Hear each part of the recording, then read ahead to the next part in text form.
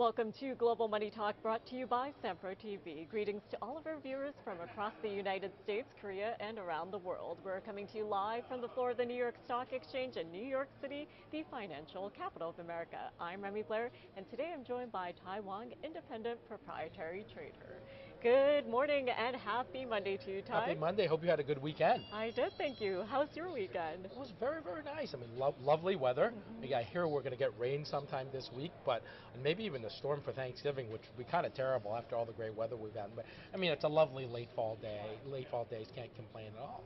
But glad to be back here. Yeah. And today it's Megyn Kelly's birthday, and I'm hoping that one day they'll mention us in the same breath as Megyn Kelly. Highly unlikely for me, but perhaps for you. It's also what's believed to be Mickey Mouse's birthday, the first time he showed up in an animation or something, so that's important. And finally, on a slightly more serious note, certainly more serious note, is it's Latvian Independence Day, and Latvia is one of those Baltic states. They border Russia. They got their independence in 1918, got it for 20 years, and then had to wait, sort of another 50 years before they could enjoy it again. So happy Independence Day to Latvia. Well, as we kick off a new trading week, it's hard to believe that this is the final full trading week of November, because next week here in the U.S. is Thanksgiving, and apparently there are less than apparently 45 days until year end, believe it or not. So here we are, the final full trading week of November, and we're seeing the major stock averages try to eke out a gain after last week's negative close for the Dow, Nasdaq, and S&P 500. So, I have a little bone to pick with Fed Chair Powell. I think the last time we were on, we were saying, the data, you're saying data doesn't really, moving the markets very much. I'm like, yeah, because, basically, the December, rate cut is just baked in. We'll do that, worry about next year, and, that's not really going to be, not really going to be an issue. And so, literally, I think Powell heard us and said, no, I don't know about that. So in the afternoon, he comes out, and let me read it directly, because it was really quite interesting. It goes, the economy is not sending any signals that we need to be in a hurry to lower rates. The strength we are currently seeing in the economy gives us the ability to approach our decisions carefully. Boom. Yeah, so we're talking about this, Tai, how Powell perhaps was listening in on what you were saying last week on the show. So the stock markets took it quite poorly. Gold took it poorly. Bonds took it poorly, because if they're really thinking about not cutting in December, and really next year is at this point, pretty uncertain. That really the market's not happy about that. The market really wanted this cut, felt like the rate cuts were are still coming, just uncertain when.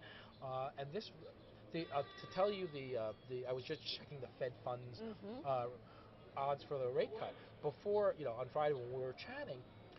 83% thought there would be a cut. Basically, not a problem, right? Now it's 60-40. So it's basically a coin flip, and all of a sudden, that data is going to be important. The PCE, the employment report, are probably the two things that are really going to matter. And this time, I will really be looking for Nick Timiraos for an article, because it's, I think, at 50-50. I'm not sure if the Fed really wants it to be at 50-50. Maybe they're afraid something will upset the markets. But all of a sudden, the data, matters again for the next few weeks. Yeah, and as you mentioned, economic data coming down the pike. So today is November 18th, and the December meeting for the Fed Reserve will conclude on the 18th with their rate decision. Right. So we have about a month to go. And as you mentioned, we'll get that employment report for the latest month. And unlike the previous month, we might get more certainty. We have to keep in mind that we saw a low non-farm payrolls number for the latest report, just given the hurricane effects, as well as that seemingly never-ending Boeing strike, which did come to an end. So yeah, it did. And so this week's actually weekly initial claims on Thursday will be important, because it's for last week, which includes the 12th, which is the survey week for non-farm payroll. So that number has been very volatile recently, and it's been relatively low, so that number will be important. The other thing I should add is, after Powell spoke, Austin Goolsbee Yeah.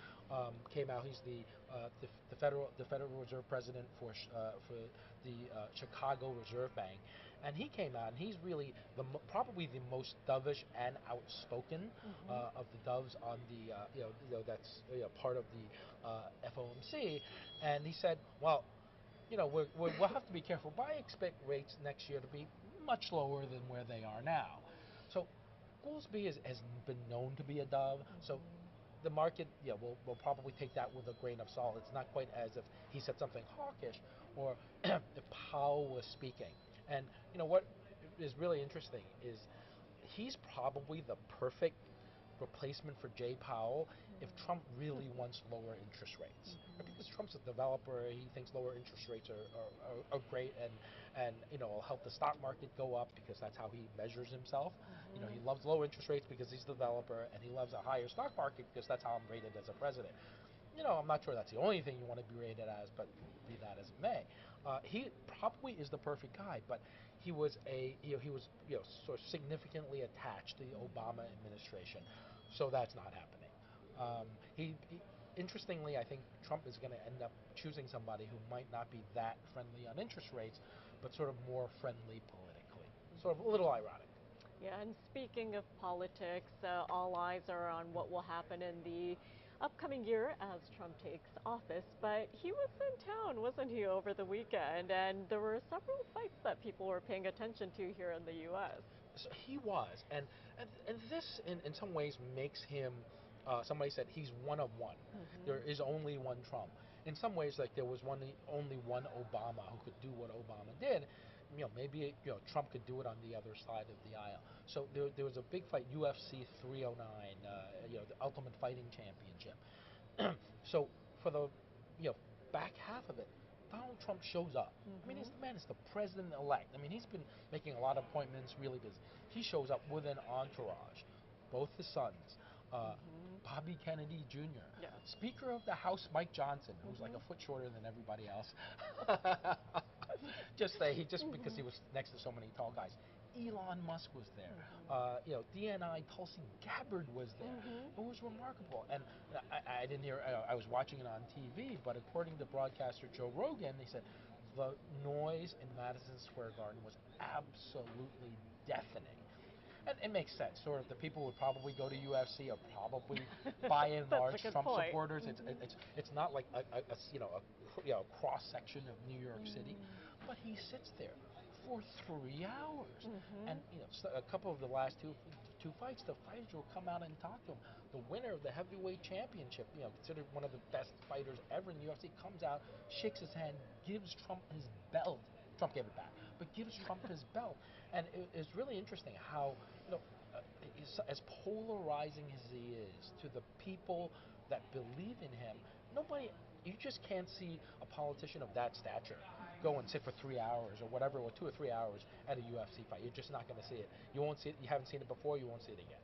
And absolutely, right? It really makes you think about the optics of something like this, especially with him bringing this entourage to the middle of Manhattan on a weekend. So quite the interesting headlines we saw here in the U.S. and some of the tabloids as well with some of the photos. And I'm sure the Secret Service was none too, he is who he is. You're just going to have to, to deal with it. But they did a good job sort of staying out of sight. But I would think security was probably pretty high. Oh, absolutely. At the Garden. But more slightly. I mean, and it's interesting to see the devotion that in some quarters that Trump really brings out. But also, we're looking at he's filling out more people in his cabinet. So I think we talked about Pete Hegseth last time, right? We did. So there were some. He's Treasury slated to be the Treasury He's the Treasury Secretary nominee. Sorry, I apologize. The Defense Secretary nominee. And over the weekend, there was a little scandal that came out that apparently a woman had accused him of assault in 2020. It was investigated and charges were never filed, but he apparently came to a monetary agreement, paid her a sum of money, and she agreed to stay quiet. And one of her friends apparently came out with this. So I'm sure that was not what Chief of Staff Susie Wiles wanted, but looks like he is it looks like one of the, I don't know what it is, but it seems like an indiscretion on both sides, and both sides wanted to keep it sort of quiet. He's married. I think she was married, both with children, and it's not a good look for anybody.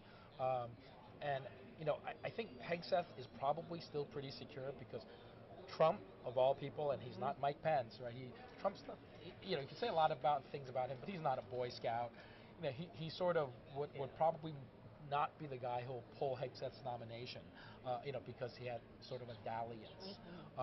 And interestingly, I went to, because the betting markets were so good in the election, I went to the betting markets to see if there were markets on. Of course there were. Yeah. So Hegseth is between 75 and 80% likely still to be on the betting markets to be the Department of Defense nominee. Interesting. More interesting is Matt Gaetz. Oh, Matt yeah. Gaetz is around 30%. So I think the odds are that he is probably not going to be the nominee for Attorney General. I just think the Republicans, the senators in the Republican senators won't allow that. But there are a couple of other interesting things. So Secretary of the Treasury, apparently there's been a huge fight between two camps. One wants Scott Dissent, who I personally favor. Not that that really matters to the president. I just think he's going to be, if there is a financial crisis, of everybody there, Dissent's the guy I want in the seat. He's invested in it. He knows it better than anybody else on that list. That list is great, but nevertheless. But Elon Musk came out supporting Cantor Fitzgerald head Howard Lutnick.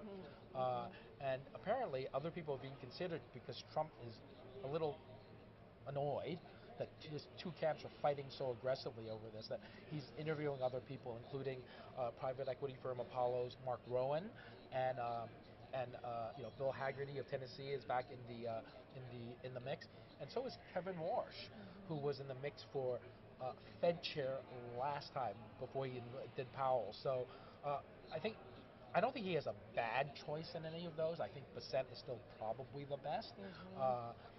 And although Lutnick might stir the pot a little bit. So I expect we will see that probably sometime this week. And then finally, for the Energy Secretary, very controversial, Chris Wright. He's head of Liberty Energy.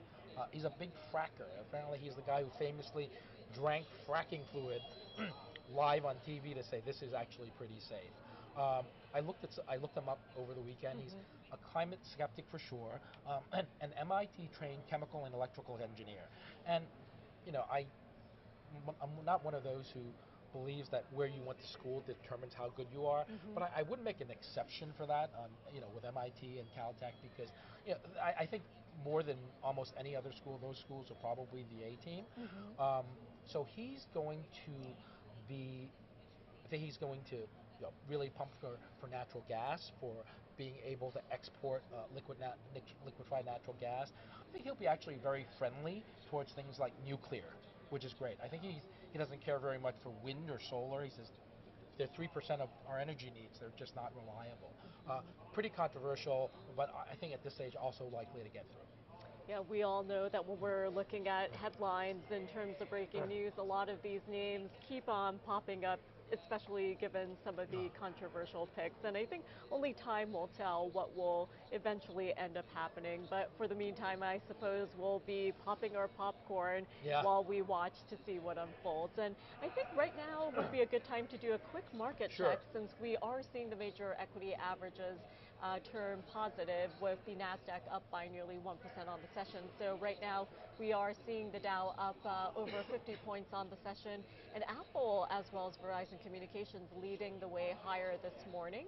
Meanwhile, the NASDAQ is extending gains into the midday hour, as we're seeing the NASDAQ up by nearly 200 points or 1% on the session, while the S&P 500 up 0.6% and higher by nearly 40 points on the session. So while we're doing our market check this morning, I know both you and I mentioned gold, and we're seeing a recovery in gold, and it is trading above the 2600 level. So what's going on this morning with the precious metal? So I think gold and the rest of the precious metals complex, silver, platinum, palladium, has had a pretty rough run of it over the past week or two. And it really looked to me on Friday that just given the price action, that the downturn has run its course. And I think that we're, and as well as in part due to what Powell said, I think the stock market is trying to come back for it. But the precious metals have turned up, really nicely higher. And I actually prepared a few charts. So let's take a look at those, and let me see if I can get the right ones up in time. Let's look at graphic 2 if we can. And this is a gold chart, a daily chart, and you can see it's been down most of November. It went to the high October 31st, I believe, and it's been down for about 2.5 weeks. And you can see that green bar. This chart was taken very early this morning. Turn up, and it's extended its gain so far. I think it's up 2%, back above 2,600 on spot. I think it has more to run. I think if you're a gold bull, this is probably a good time to add. If you took some profit earlier, I think it's a good time to buy some back. I could see this as a trade back up to 2,700, sort of relatively easily, and then we may have to think about it. I do think that for the miners who have not hedged, seeing a $200 drop in the price towards the end of the year, they may be moved or compelled to hedge a little bit. But I think I think it should be a good week for gold, maybe even a good couple of weeks for gold. Right now, you could trade it, buy it around here, and look to take profit, maybe 5 to 7% higher. Or if you're a buy and hold person, this is also a good place to do that. Let's look at palladium, which is graphic 3. We looked at that last week, and that was just an absolute pounding by speculators and hedge funds after it reached a high. It's up 5% today, so I'm actually slightly annoyed I didn't actually buy the bottom, but I think this has room up to perhaps 1,100. So there's probably another. Where are we right now in palladium? Let's take a look. Palladium's just over 1,000. I think we could see 1,100. So there's probably 9 or 10% in it. I think I think this is worth, off the lows, worth thinking about buying here for trade. I do think the outlook on this is better with Trump in office, but that might take a little time. But there's definitely a trade here. And there was one other chart I wanted to show. Let me look at that. It is the China chart. Just very quickly, graphic 4, if you don't mind. So this is the China benchmark, CSI 300. You saw that big spike, obviously, was the monetary and fiscal stimulus. It got back higher, but never made the highs. Now it's there's just a little bit of disappointment. I don't know how much it will rally. I don't also expect it to drop significantly because a lot of the speculators are long. Mm-hmm. And do you really want to drive anything against your position? And also the way that the close attention that the Chinese government is paying to the markets. Do you want to be the person caught, manipulating the markets in China? Here, if you get caught for fraud, you might pay a fine and go to jail for a little bit. But in China, if you're caught for manipulating the markets right now, I think the penalties could be quite a bit more severe. So I'd expect it would hold up sort of reasonably well, but we're going to need some more news for this to have a substantial rally. Yeah, so Tai, while we're continuing our trek around the world, looking at markets overseas, I think this is a good time to talk about geopolitics. Yes. So I think you and we were paying attention to what was happening overseas, especially when it comes to the Middle East, but of course Ukraine and Russia as well. So as we head into year-end and we await a new administration in D.C., what did you make of some of the recent developments when it comes to geopolitics? So Russia launched a huge strike on Ukrainian infrastructure over the weekend. Did a lot of, I think it might have been actually part of Friday as well, but did a lot of damage. And this could be especially painful because the winter is coming on, and it gets pretty cold in some of those parts. And also they've added as much, and now they're talking about as many as maybe 100,000 North Korean sort of, I suppose, mercenary soldiers to fight in the war because the Russian over the past several years of the conflict. And in response, the President of the United States, Biden, has told the Ukrainians that they can use the Army tactical missile system not simply to hit along the border, but to strike deeper into Russia. So you'd expect that now, with Trump due to come into office January 20th in 2 months, both sides are, and he seems to want to have a peace settlement with the threat that Ukraine, you better go get a deal because you're probably not going to get the support that Biden's been giving you. Both sides are trying to jockey for the best position to start negotiations. So you could certainly see that this, the use of these missiles, if it hits anything significant in Russia, could really stir the pot in that area of the world. And this is not priced in. I mean, you could argue that maybe the gold rally today, I think it was more of a technical reaction, is partly, partly related to that. Certainly, the dollar's been very strong. Would get stronger. I think the yen would probably get stronger, as it does if there's typically any international crises. But it doesn't feel like it could. It's priced in, and that part of the world could get hot really, really quickly if some substantial damage is done. So something that I think we need to keep an eye on over the next few weeks. Absolutely, because when we think about geopolitics, it doesn't take much to cause a reaction, especially if it's unexpected.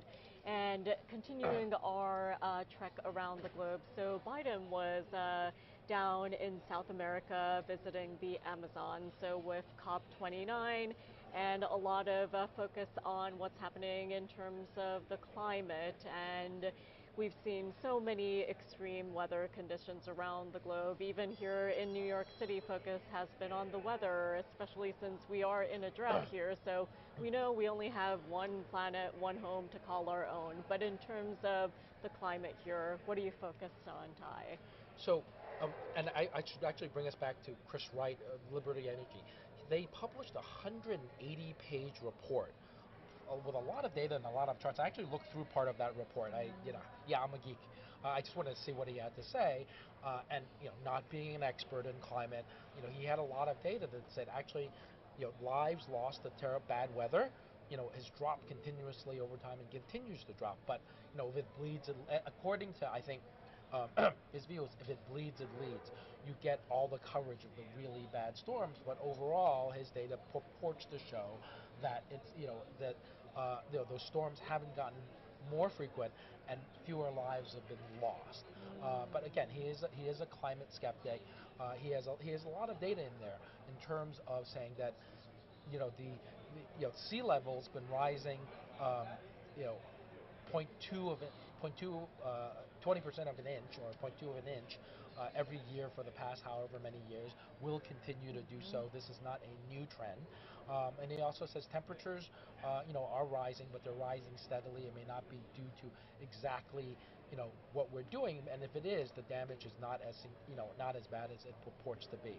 But nevertheless, that's why he's so controversial. One of the things that came out of the COP29 was a lot of people have said, you know what, 1.5 degrees Celsius, and that's been trotted out as the number that we have to fight, is Bloomberg reports it's dead. I mean, we're basically there. We will go through it in the next few years.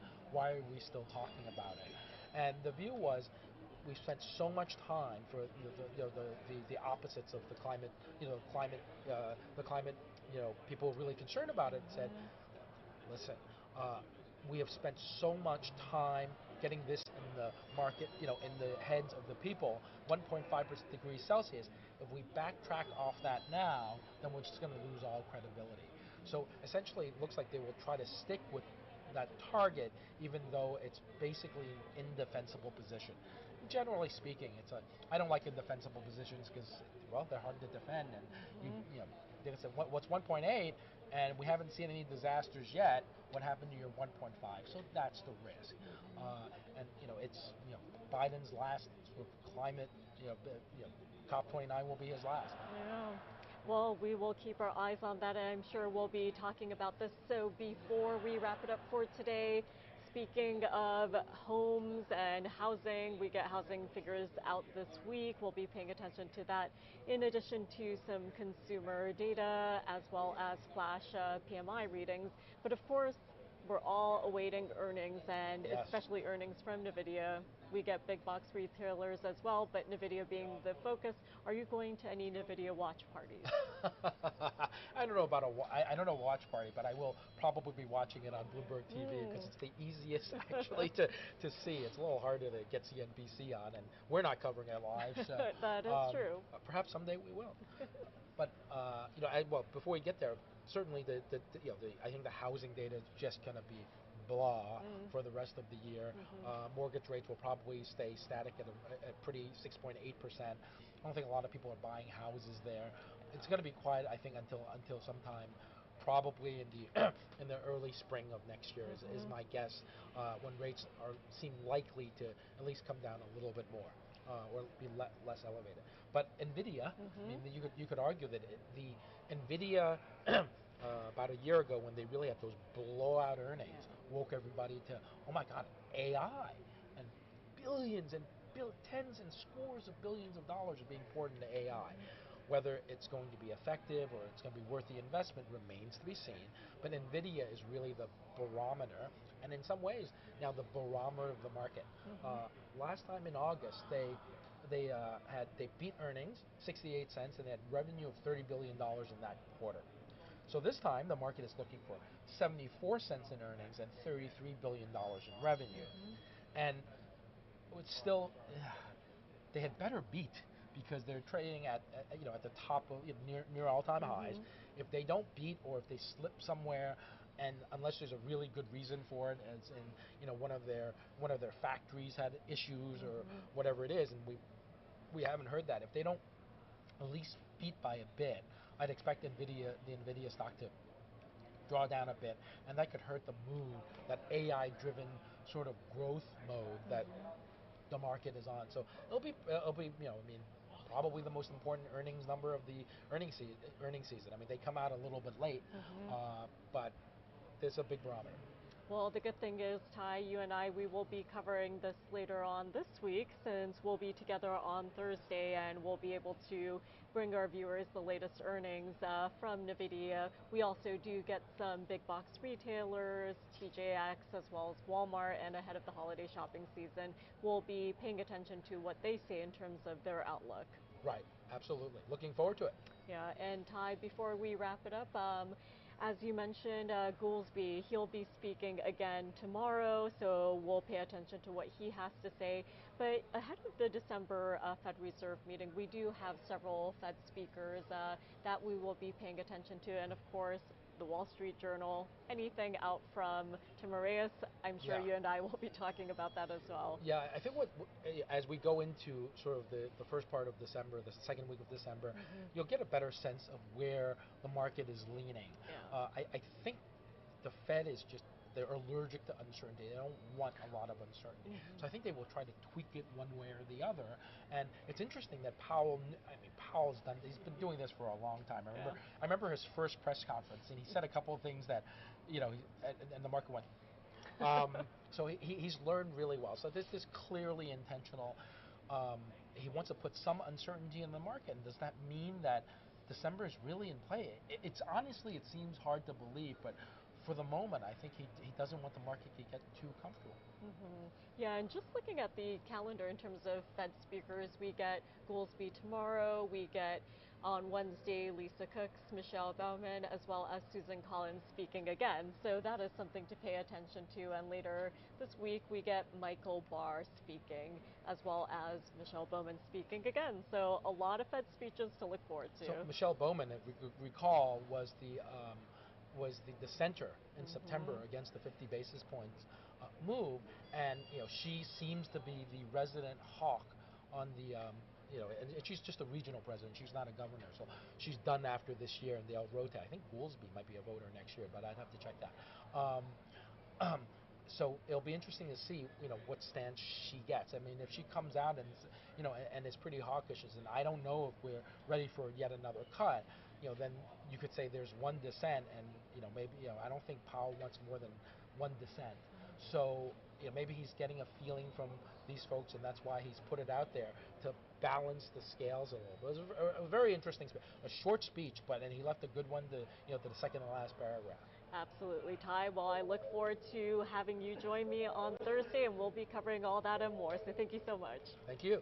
And that will do it for Global Money Talk live from the New York Stock Exchange. We're so excited to bring you daily coverage here on Sampro TV. You can check out the show anytime on our YouTube channel by searching Global Money Talk. Thank you so much for joining us, and we'll be back tomorrow. Have a great day.